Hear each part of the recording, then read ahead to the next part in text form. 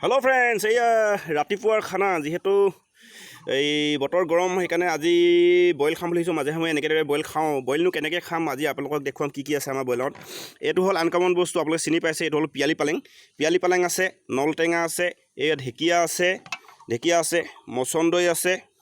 ভেদাইলতা আছে এইবিলাক হ'ল মেটেকা ফুল বগা কচু আছে কুলা কচু আছে ভেকুৰি আছে মচন্দৈ আছে জলকীয়া আছে এইটো হ'ল তৰা গজালি আছে আৰু আছে লগত আদা অলপ দিম আৰু নিহৰু দিম ভেন্দি আছে এয়া দেখিলে ফ্ৰেণ্ডছ আৰু একদম দেখুৱাবলৈ থাকি গৈছে কণ বিলাহী দিছোঁ কণ বিলাহী আধা পকা কণ বিলাহী দিছোঁ আজি বইল বনাম